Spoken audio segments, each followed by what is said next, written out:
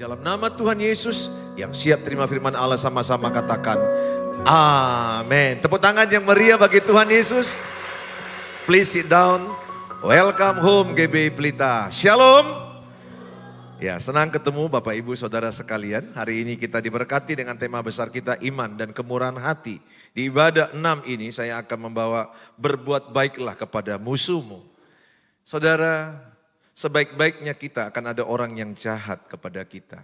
Sebaik-baiknya kita akan ada orang yang gak suka kepada kita. Ada orang yang benci kepada kita. Tuhan mengingatkan kita, apa responmu kalau orang berbuat jahat padamu? Apa responmu kalau orang menyakitimu? Tuhan mau kita berbeda dengan orang berdosa. Tuhan mau kita berbeda dengan orang duniawi. Tuhan mau kita berbeda dari orang-orang ahli-ahli Taurat. Dengan cara meresponi, mengasihi musuh, itulah ciri anak Tuhan. Memberkati orang yang menyakiti kita, itulah ciri anak Tuhan. Mendoakan, memberi makan, minum musuh kita, itulah ciri anak Tuhan. Jadi di hati anak Tuhan tidak boleh ada benci, tidak boleh ada dendam. Tapi di hati anak Tuhan Yesus yang ada kasih Tuhan. Saya tahu di antara saudara pasti pernah disakitin, dikecewakan, dikhianati. Manusia ini sudah jatuh dalam dosa. Nggak usah diajari kebencian, udah benci sendiri. Kebencian itu ada di mana-mana. Engkau sukses pun ada orang benci. Engkau melayani Tuhan pun ada orang benci. Yang baik pun yang kau buat ada orang benci. Tuhan tahu itu akan terjadi kepada anak-anak Tuhan Yesus. Tapi kita harus menunjukkan perbedaan itu dari orang dunia. Bukan karena banyak ibadah kita, bukan karena tata ibadah kita yang berbeda. Tata ibadah itu sama di mata Tuhan. Yang membedakan kita adalah respon kita ketika disakiti. Ketika engkau dianiaya, ketika engkau dimusuhi, ketika engkau digosip, dipitnah, Tuhan mau engkau meresponinya dengan kasih Tuhan Yesus. Itulah ciri anak Bapa di sorga. Hari ini kita belajar dari kitab Lukas pasal 6 ayat 27 sampai 36. Mari sama-sama kita membaca Lukas pasal 6 ayat 27 sampai 36. 1, 2, ya. Tetapi kepada kamu yang mendengarkan aku berkata kasihilah musuhmu, berbuat baiklah kepada orang yang membenci kamu.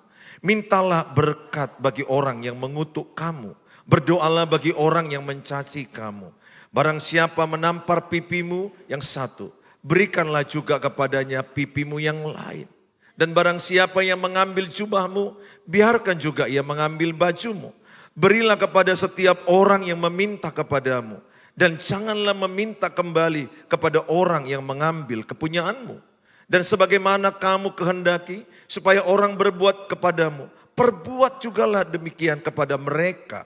Dan jikalau kamu mengasihi orang yang mengasihi kamu, apakah jasamu? Karena orang-orang berdosa pun mengasihi juga orang-orang yang mengasihi mereka. Sebab jikalau kamu berbuat baik kepada orang yang berbuat baik kepada kamu, apakah jasamu? Orang-orang berdosa pun berbuat demikian. Dan jikalau kamu meminjamkan sesuatu kepada orang, karena kamu berharap akan menerima sesuatu daripadanya, apakah jasamu? Orang-orang berdosa pun meminjamkan kepada orang-orang berdosa, supaya mereka menerima kembali sama banyak. Tetapi kamu kasihilah musuhmu dan berbuatlah baik kepada mereka dan pinjamkan dengan tidak mengharapkan balasan. Maka upahmu akan besar dan kamu akan menjadi anak-anak Allah yang maha tinggi. Sebab ia baik terhadap orang-orang yang tidak tahu berterima kasih dan terhadap orang-orang jahat.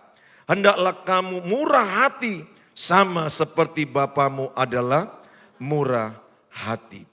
Saudara yang saya kasihi, ada 3 jenis manusia dalam meresponi kejahatan orang. Yang pertama, ada orang membalas kebaikan dengan kejahatan. Itu adalah tabiat iblis. Jadi kalau orang berbuat baik ke saya balas dengan jahat. Berarti dalam hati saya ada tabiat iblis. Ada orang membalas kebaikan dengan kebaikan. Itu manusiawi. Ada orang membalas kejahatan dengan kejahatan.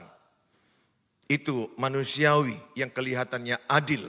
Ketika orang berbuat jahat ke saya akan balas dengan kejahatan. Kalau orang berbuat baik kepada saya akan balas berbuat baik. Yang ketiga, ada orang membalas kejahatan dengan kebaikan. Itu ilahi. Itulah anak Tuhan Yesus. Ketika engkau dijahati, balas dengan kebaikan. Ini sangat penting saudara lakukan sebagai tanda anak Bapa di sorga, bukan banyak ibadah. Matius 5 ayat 43, 44, 45 kita lihat. Bahwa tanda anak Bapa di sorga itu adalah kita memberkati musuh. Kamu telah mendengar firman, kasihilah sesamamu manusia dan bencilah musuhmu. Berhenti di sini dulu. Jangan salah mengartikan ayat ini. Kamu telah mendengar firman, kata Tuhan Yesus. Kasihilah sesamamu manusia dan bencilah musuh. Ini perkataan Tuhan Yesus. Yang maksudnya adalah sebenarnya orang-orang Yahudi pernah mendengar pengajaran firman yang salah. Doktrin yang salah, itu maksud Tuhan. Doktrin itu adalah yang mereka dengar, kasihilah sesamamu dan bencilah musuhmu. Yesus ingatkan mereka, engkau telah didoktrin dengan doktrin, kasihilah sesamamu, bencilah musuhmu. Yesus menegaskan di ayat 44. Tetapi, ini ada kata tetapi. Tetapi aku berkata kepadamu, kasihilah musuhmu dan berdoalah bagi mereka yang menganiaya kamu. Jadi beda ya.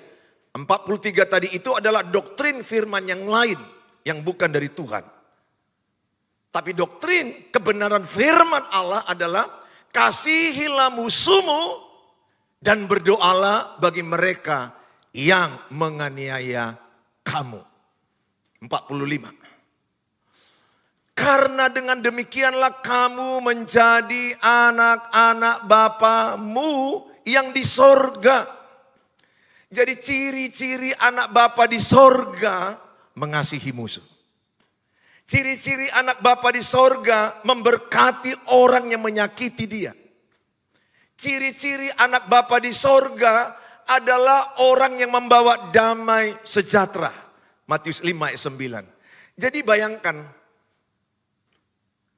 musuh aja disuruh Tuhan kita kasihi.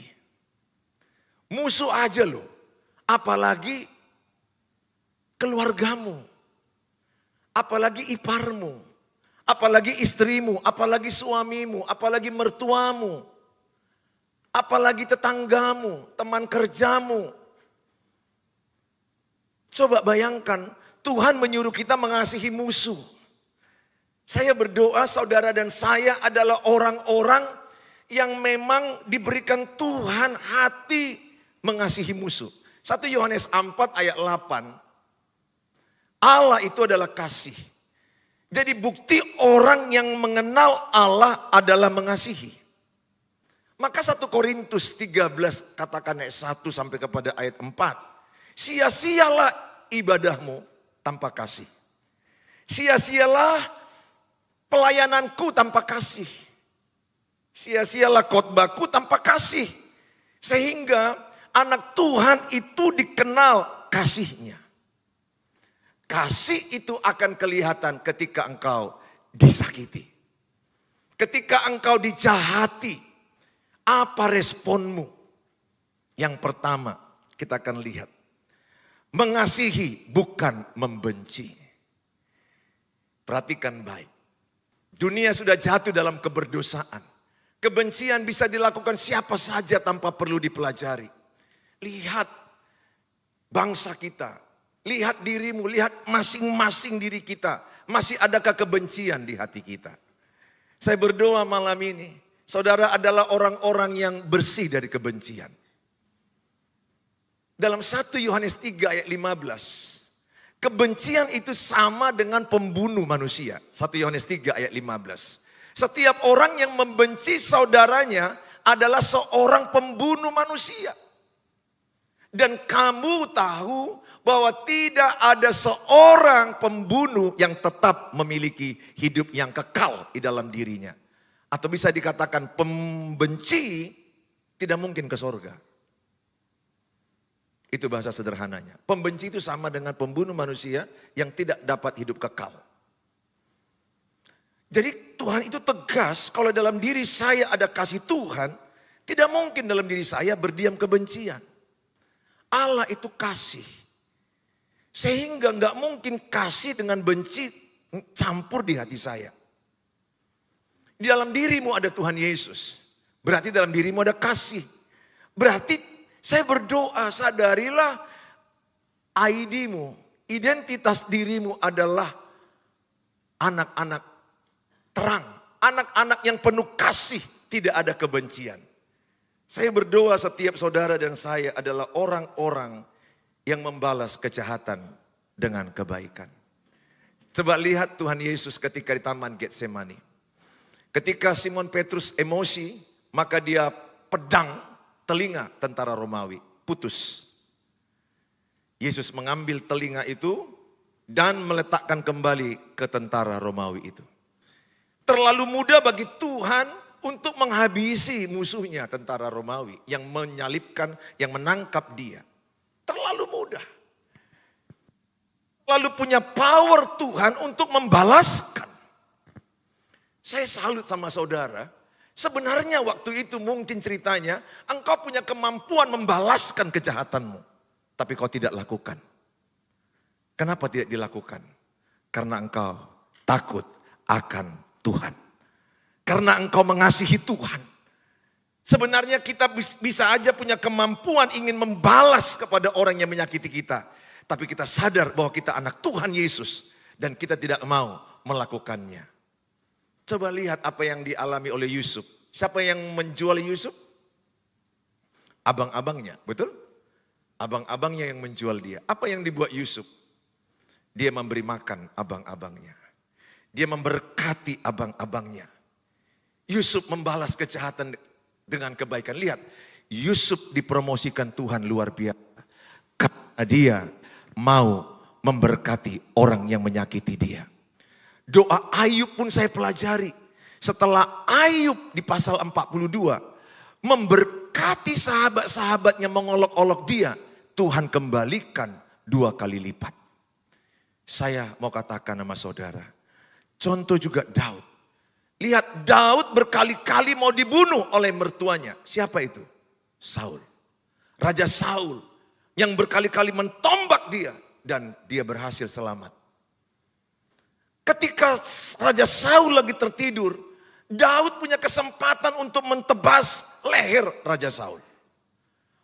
Tentara Daud berkata, ayo rajaku, balas, ayo rajaku, bunuh. Ini kesempatan. Apa kata Daud? Jangan sakiti orang yang diurapi Tuhan. Lihat, ketika seseorang membalas kejahatan dengan kebaikan, berkat pertama, engkau menjadi anak Allah yang maha tinggi. Wow, bukankah itu yang paling kita inginkan? Adalah kita diakui Tuhan menjadi anak Bapa di sorga. Sah. Betul kau anakku. DNA-ku, sifatku. Maka Lukas 6 ayat 36 katakan. Sebagaimana Bapa murah hati, hendaklah engkau juga murah hati. Saya berdoa yang kedua. Kalau saudara memang sudah memiliki DNA-nya Bapa, saya percaya. Maka sifat Bapa ada padamu. Sifat Bapa itu apa? Membalas kejahatan dengan kebaikan. Sifat Bapa itu apa? Memberkati musuh. Sifat Bapa itu apa? Berbuat baik kepada orang yang menyakitin. Saudara, berkat pertama bagi orang yang membalas kejahatan dengan kebaikan. Bapa di sorga mengakui dia, itu anakku. Ini dalam sebenarnya kalau saudara dengar. Jangan kita merasa anak Bapa di sorga. Bapa di sorga gak ngaku, kau bukan anakku. Sifat kita beda. Kau disakiti, kau balas dengan lebih sakit. Alkitab bilang apa? Ditampar pipi kanan, kasih pipi kiri. Kau beda. Ditampar pipi kananmu, kau kasih kaki kanan. Beda sifat. DNA-nya nggak pas. Cek genetika, cek DNA kok beda. Anakku itu sifatku. Kan sifat anakku dari aku. Karena ada genku kan. Ada DNA-ku kan. Maka Bapa di sorga akan bilang, ketika engkau dipitnah, digosip orang, kau kasih dia makan, kau kasih dia minum. Bapa di sorga bilang, kau anakku, pas. DNA-ku ada padamu. Jadi jangan kita yang merasa jadi anak Bapa, Bapa merasa engkau bukan anaknya. Kenapa? Karena berbeda sifat. Saya berdoa saudara dan saya adalah orang-orang yang sifatnya sama dengan Bapa di sorga. Katakan kita sedang berjuang menuju itu. Roma 12 ayat 19, 20, 21. Kalau kulihat dari depan ini, wajahmu wajah-wajah yang tersakiti ini kelihatannya. Bilang sebelahnya, ampunilah musuhmu. Kita ini enggak terlepas daripada tersakitin. Yakinlah, sebaik apapun engkau ada orang yang enggak suka samamu. Tapi saya mau katakan, jangan izinkan mulut satu orang membuat engkau turun dan jatuh. Saya hampir ada di situ. Karena pendapat satu orang, dua orang, saya bisa drop waktu itu. Tapi saya puji Tuhan, saya bebas. Saya sampaikan sama saudara, jangan izinkan pendapat mulut satu orang membuat engkau lemah. Tuhan memakai cerita pahitmu menjadi promosi Tuhan. Kejadian 50 ayat 20 dikatakan, manusia mereka-reka yang buruk kepada Yusuf, tetapi Tuhan mereka yang baik kepada dia. Segala sakit pahit yang kau alami sebenarnya ada kebaikan Tuhan. Roma 12 ayat 19, saudara-saudaraku yang kekasih, janganlah kamu sendiri menuntut pembalasan, tetapi berilah tempat kepada murka Allah. Sebab ada tertulis, pembalasan itu adalah hakku. Akulah yang menuntut, akulah yang akan menuntut pembalasan kepada firman Tuhan. Adakah di hatimu, adakah pengalaman di hatimu ingin membalas orang? Pernah? Ya, pernah ingin membalas. Tapi Tuhan bilang, pembalasan itu hak Tuhan. Katakan, pembalasan hak Tuhan. Bilang sebelahnya, itu urusan Tuhan. Gak urusan kita membalas. Bahkan kita gak perlu berdoa kepada Tuhan. Tuhan buat dia kecelakaan. Tuhan buat dia tidak laku-laku. Mana tahu karena cowokmu dirampas. Atau mungkin kau tersakiti dengan seseorang sangat benci. Sehingga waktu doa pun kau doa penuh kebencian. Kau berdoa dengan penuh kebencian. Ingat ya, Tuhan itu mengasihimu apa adanya. Walaupun kau dengan kebencian, Tuhan tetap mengerti hatimu yang penuh tersakitin. Tapi Tuhan tidak mau engkau tetap tinggal dalam kubangan kesakitan itu. Nah saudara yang saya kasihi, maka saudara serahkan nama Tuhan. Kalau Tuhan yang membalaskan, dia punya cara. Doaku pun Tuhan yang membalaskan supaya dia bertobat. Bukan kita bilang Tuhan balaskan supaya dia kecelakaan, supaya dia gagal usaha, supaya miskin. Tuhan balaskan sama dia Tuhan supaya dia makin jelek. Karena kau sudah jelek, kau ingin orang lain lebih jelek. Ingat, anak Tuhan Yesus nggak boleh mengutuk orang. Anak Tuhan Yesus tidak mempan dikutuk. Jadi siapapun yang mengutukmu karena dia benci samamu, ada di antaramu sepertinya, pernah orang benci samamu, sehingga kebenciannya meluap dengan kutuk samamu.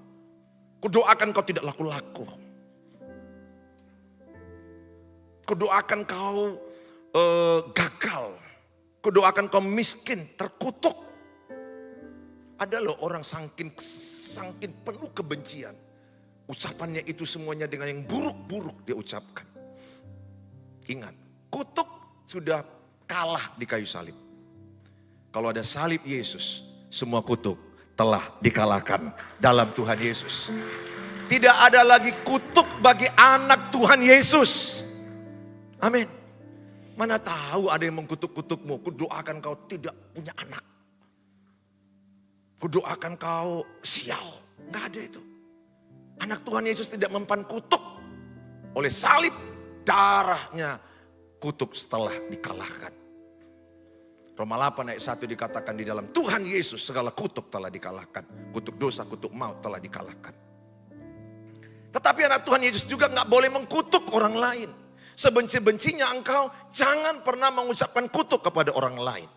Ayat 20, Roma 12 ayat 20. Tetapi jika seterumu lapar, seterumu itu adalah musuhmu.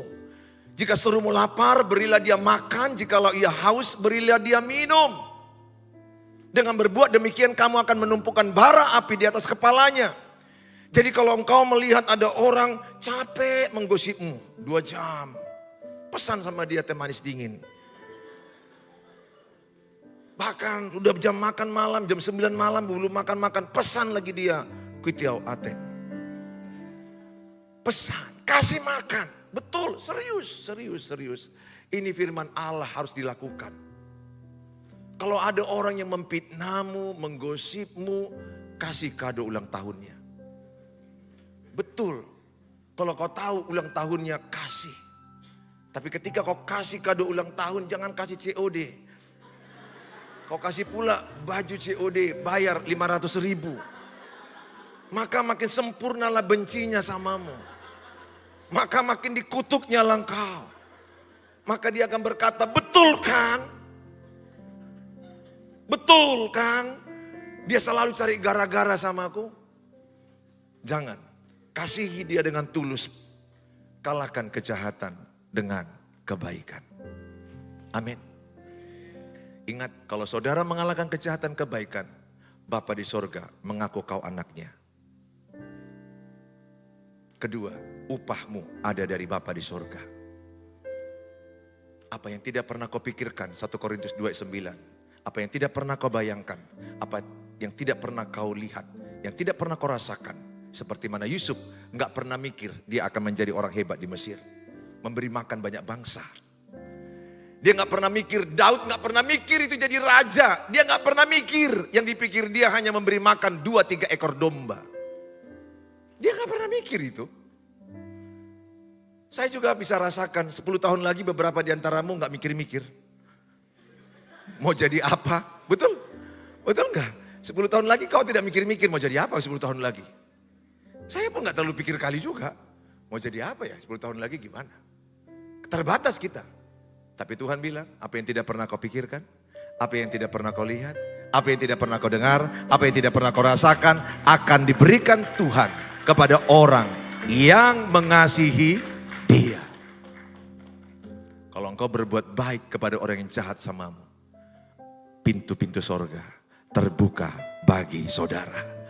Amin. Orang yang murah hati itu murah senyum, saudara. Roma 12 ayat yang ke-21. Janganlah kamu kalah terhadap kejahatan, tetapi kalahkanlah kejahatan dengan kebaikan. Tekad dulu hari ini. Katakan, saya kalahkan kejahatan dengan kebaikan. 1, 2 ya.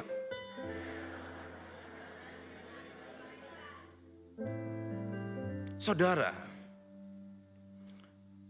kebencian itu bisa kita rasakan dari seseorang. Ada energi kebencian. Pernahkah saudara mendekati orang yang penuh kebencian? Energi negatif. Saya duduk dengan orang-orang, I'm sorry, kadang-kadang dengan pendeta. Tapi pendeta yang penuh kebencian.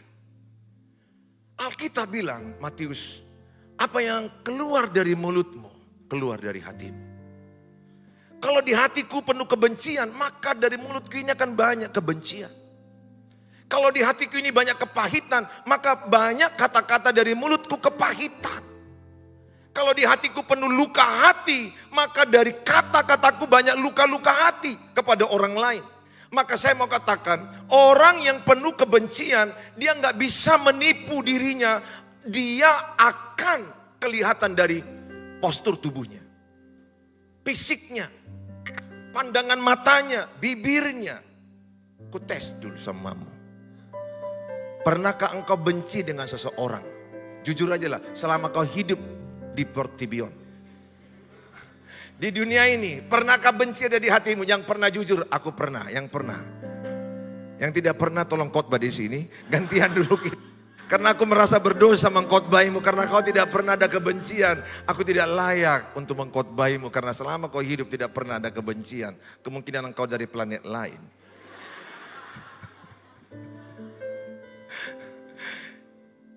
Cobalah ingat bibirmu ketika dengan kebencian. Kayak manalah letak bibir orang penuh kebencian. Praktekkanlah dulu. Pasti orang yang penuh kebencian itu letak bibirnya itu asimetris, berak sebelah. Baru sebelahnya ada ibu-ibu ditendangnya kakinya. Apa bu? Baru lewat ibu-ibu pulanya kan, pakai hak tinggi. Lihat, bibir bisa mengekspresikan kebencian. Di rumah kami ada anabul, namanya Miko. Rugultom.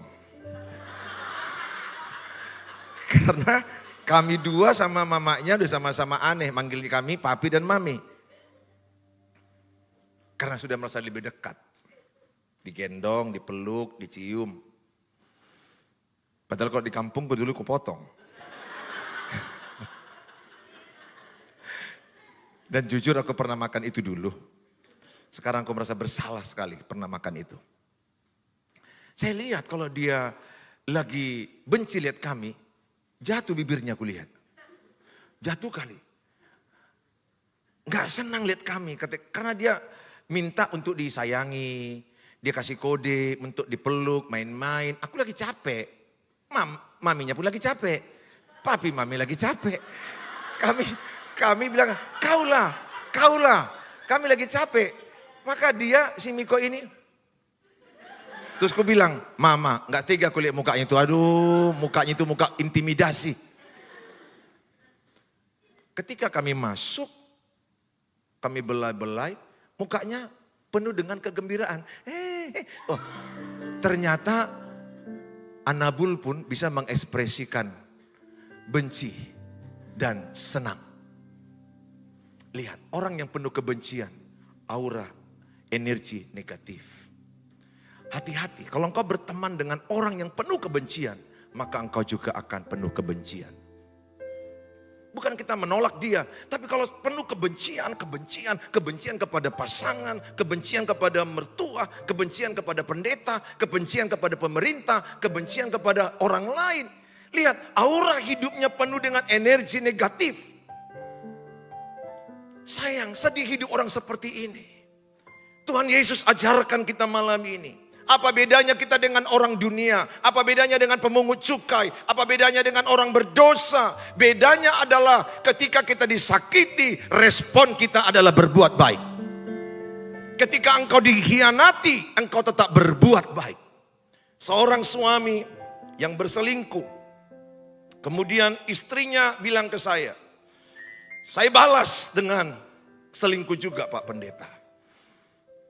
Saya bilang, harusnya tidak Bu, saya bilang. Kalau suamimu yang berkhianat, harusnya kau balas dengan kebaikan. Sekarang saya tanya, bagaimana rumah tanggamu? Hancur? Anak-anakku hancur. Apalah arti sebuah kebencian Bu? Ibu hanya memuaskan emosimu. Ibu hanya memuaskan membalas ketika suamimu selingkuh dan engkau ingin balas dengan selingkuh. Akibatnya anak-anakmu hancur.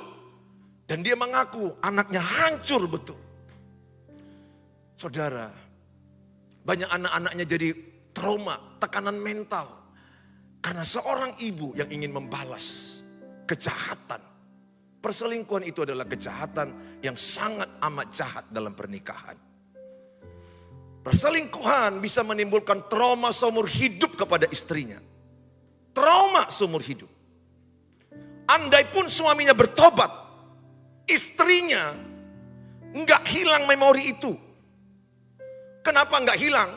Karena proses perselingkuhan itu diikutinya 3 tahun, 2 tahun, 5 tahun. Setiap malam dia memikirkan di mana suamiku tidur, dengan siapa dia pergi, handphonenya penuh rahasia, cara hidupnya misteri, trauma loh.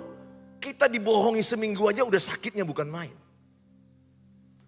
Maka saya khotbah di TikTok itu viral, sampai udah hampir jutaan. Ketika saya katakan bahwa perselingkuhan dapat menimbulkan trauma seumur hidup kepada pasangannya. Ketika pasangannya udah bertobat, sungguh-sungguh, beneran bertobat.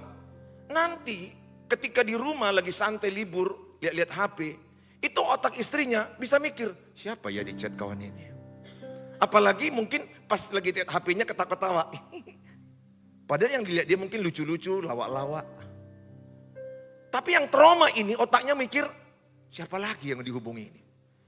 Apalagi kalau dia pulang bermalam, jauh luar kota, LDR. Trauma itu tidak akan hilang dalam bentuk memori.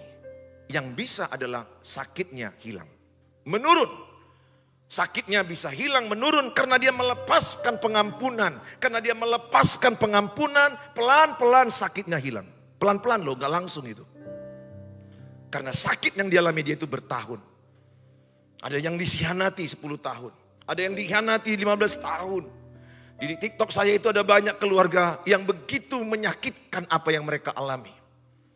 Tapi saya mau katakan kepada mereka.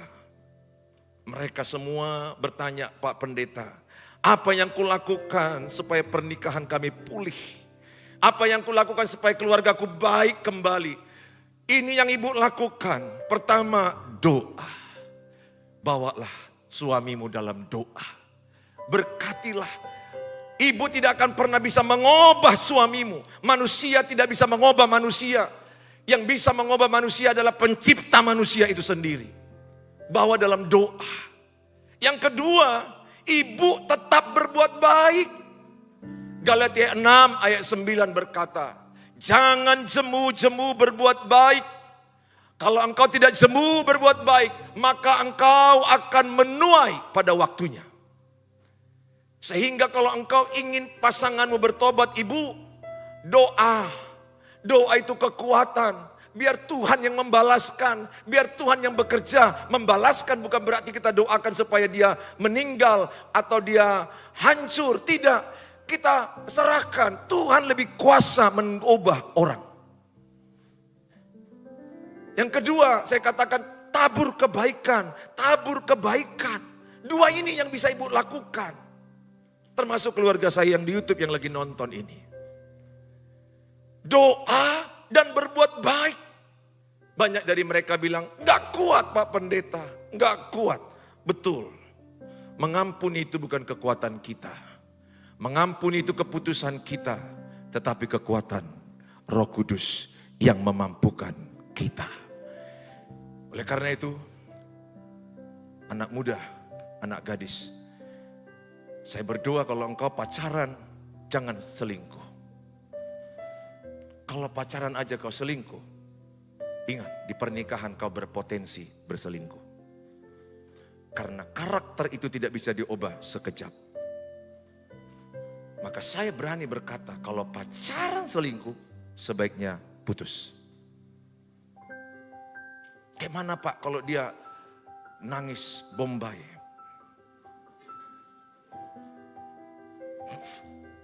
Janji.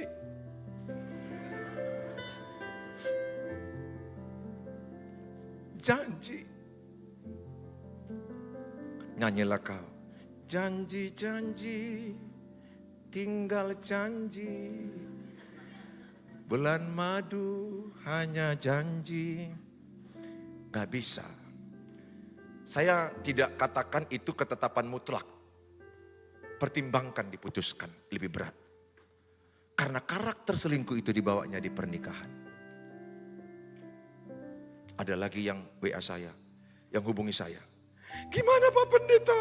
Dia baru selingkuh, 3 bulan lagi menikah kami. What? Ketahuan dia selingkuh tapi udah tobat. Sementara 3 bulan lagi menikah. Teruskan atau tidak?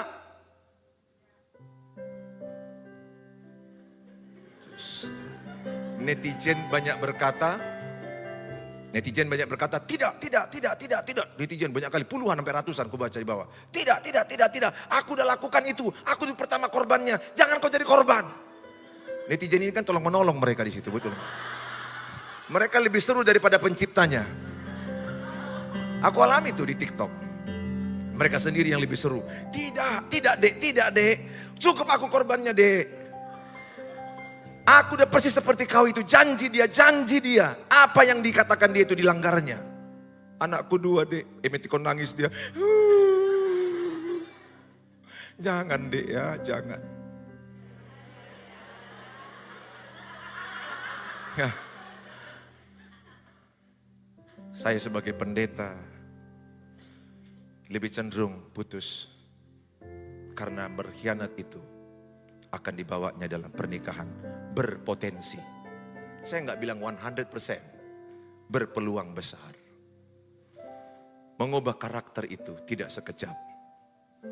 Pernikahan tidak mengubah karaktermu ke arah lebih baik. Justru saya menjumpai orang banyak lebih aneh setelah menikah. Karena beban menikah itu lebih berat. Tekanan lebih berat. Jadi jangan coba, karakterku akan lebih dibentuk setelah menikah. No, karakter harus dibentuk sedini mungkin. Bertahun-tahun. Tapi kalau ada pun orang yang memberi kemurahan hati. Kemarin ada saya konseling. Dan dia bilang, saya berikan kesempatan sama dia Pak. Ya sudah, itu urusanmu. Tapi buatlah perjanjian di atas materai. Saya serius. Ya, berada harganya. Karena sifat itu akan berulang. Sekali orang selingkuh, akan berulang selingkuh. Jarang orang berselingkuh sekali putus. Jarang. Apakah yang di hadapanku ini ada orang yang sedang berselingkuh? Karena agak tajam melihat aku. Oh Tuhan, tolonglah hambamu ini. Kalaupun engkau itu, bertobatlah. Jangan lagi lakukan. Perbuatlah kepada orang lain lebih dahulu apa yang kau inginkan orang lain perbuat kepadamu. Kalau kau ingin punya pasangan setia, engkau dulu setia. Kalau kau ingin orang menghormatimu, engkau dulu menghormati. Kalau engkau ingin orang lain baik kepadamu, engkau dulu yang berbuat baik. Ada seorang bertanya kepada saya, Pak Pendeta mana lebih baik? Kalau suami ketahuan selingkuh, mana yang lebih baik sebenarnya pilihan? Suami itu diambil perempuan lain atau suami itu diambil Tuhan? Kira-kira pilihannya mana? Netizen bilang, diambil Tuhan. Wah, karena penuh kebencian dan amarah. Yang benarnya adalah serahkan kepada Tuhan. Saya sudah melihat suami yang berselingkuh hancur dipulihkan Tuhan. Tuhan sanggup memulihkan. Bulu yang terkulai tidak dipatahkan. Sumbu yang pudar tidak dipadamkan. Seberat apa kesalahan orang kalau datang ke Tuhan, Tuhan sanggup pulihkan. Beberapa orang yang konseling Jakarta, Manado, Ambon, Papua, mereka bilang, thanks pastor, keluarga kami pulih sekarang. Kami bersatu suami istri dengan anak-anak. Thank you.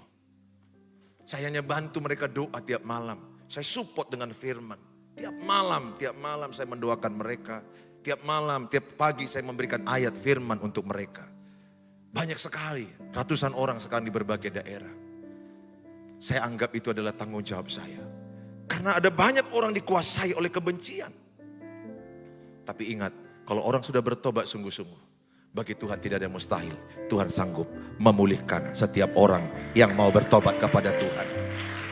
Ya, kita tetap memberikan selalu kasih karunia. Aku pun diberikan Tuhan kasih karunia untuk berubah. Kita juga kasih karunia kepada orang lain untuk berubah. Apalagi dalam pernikahan. Dengar YouTube saya dalam pernikahan. Saya banyak khotbah mendampingi pasangan yang sulit. Ada 3 seri. Saudara boleh lihat, mana tahu pasanganmu sulit. Pasangan sulit itu ciri-cirinya adalah apabila pasangan membuat engkau stres, frustrasi, depresi, terganggu, berulang-ulang, membuat engkau menderita, itu pasangan sulit. Pasangan sulit itu adalah pasangan yang berulang-ulang membuat engkau stres, depresi, terganggu, emosional, berulang-ulang dan sampai engkau menderita, berulang-ulang dan sampai engkau bisa frustrasi, itu pasangan sulit. Kalau dalam pacaran engkau pasangan sulit, jangan teruskan. Kalau dalam pernikahan harus sampai kematian memisahkan. Ya, dengar anak-anakku, mana tahu sih ada pacaran bilang, aduh stres sekali aku sama dia. Kalau pacaran aja stres sekali. Gue bayangkan menikah, matilah kau. Karena saya menjumpai ada orang pacaran bilang gitu sama saya. Aku frustrasi sekali sama dia, Pak. Terus gimana? Kau mau lanjut? Oh no. No tuh mau. You are stupid. Dia yang curhat. Yang ketawa ini pelepasannya ini. Pernah dengar itu? Stres sekali aku main. Stres aku main. Capek aku sama kau. Menderita. Tanyalah. Lanjut? Saya udah jumpa banyak orang kayak gitu loh. Saya tegas katakan di YouTube. Kalau pacaran kau stres, putus. Kalau pacaran kau frustrasi, putus. Kalau pacaran kau menderita, putus. Kupastikan kau pernikahan lebih berlipat ganda menderita. Pasti gitu. Beberapa di antaramu muka-muka frustrasi dalam pacaran. Pulang dari sini apa?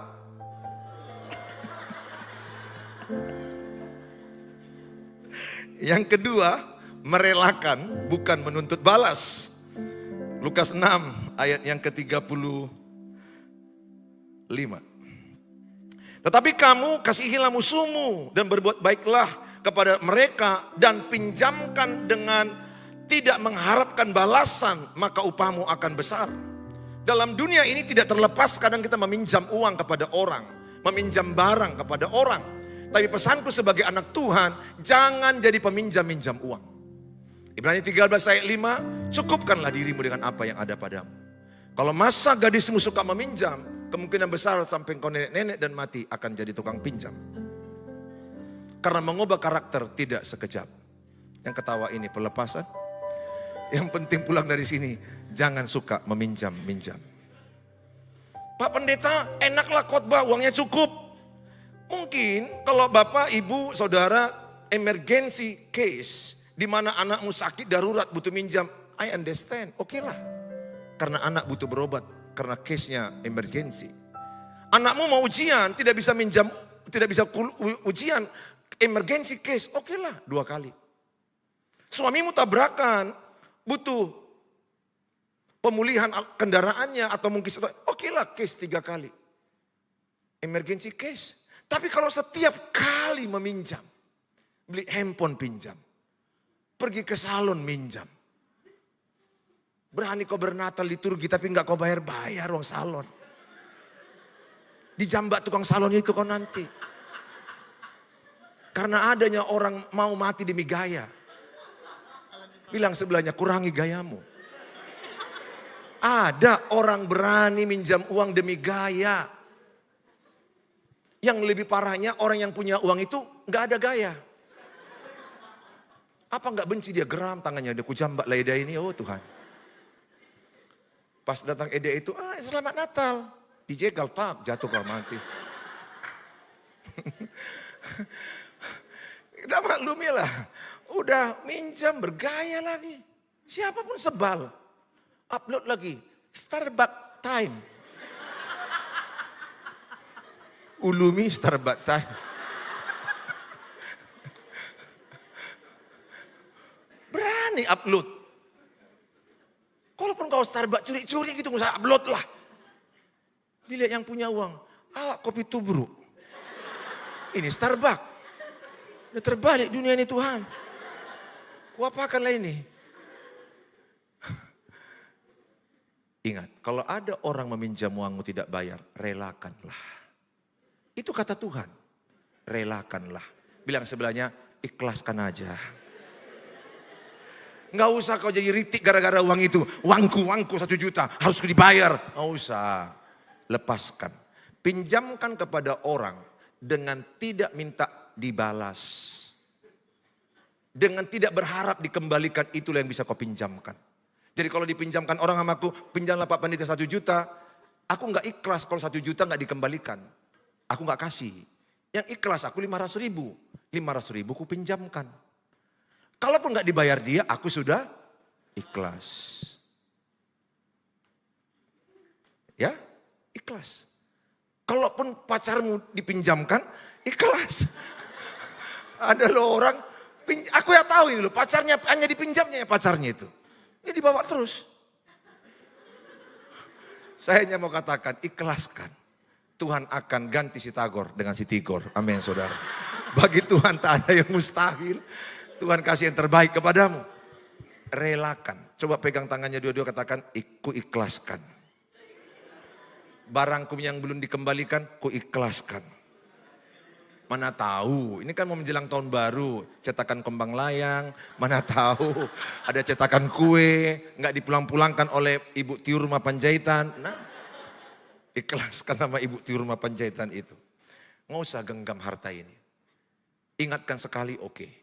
Tapi kalau dia nggak mau, ya udahlah, Tuhan memberkatimu. Ini pikiran Tuhan. Tuhan lebih hebat mengembalikan apa yang kau ikhlaskan. Bagi Tuhan berlipat ganda. Dia sanggup mengembalikan kepada orang yang berbuat baik. Mari kita datang kepada Tuhan Yesus.